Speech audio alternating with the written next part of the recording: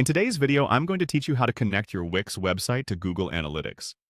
This setup is crucial for understanding visitor behavior, tracking page views, and overall improving the performance of your site. So let's dive in and get started on this simple process. To begin, you'll want to log into your Wix dashboard. If you haven't been here for a while, the dashboard is essentially your control center where you manage your site. This is where you navigate to get things done, from checking site performance to updating content.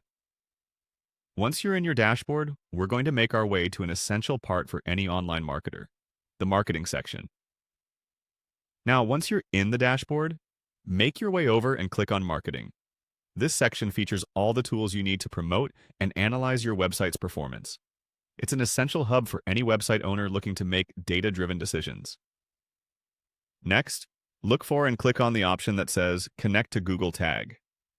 This step is crucial as it will help us link your Wix site with services like Google Analytics. Google Tags are like tiny snippets of code that enable you to integrate different Google services with your website, allowing for more comprehensive data collection and analysis.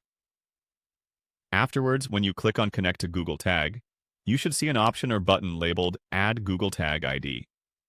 It's usually bold and easy to find. However, there's an important point to take note of here. Before you paste in your Google Tag ID, keep in mind that Wix requires you to have a premium plan to utilize this feature. Yes, that means without upgrading to one of those plans, you won't be able to integrate Google Analytics with your Wix site. It's vital for accessing detailed analytics and understanding how users interact with your website. Once you've ensured you have a premium plan, go ahead and click on Add Google Tag ID. Paste your Google Analytics tracking ID into the appropriate field. This step is connecting your website with your Google Analytics account. Once connected, the data collected from your site will start showing up in your Google Analytics reports.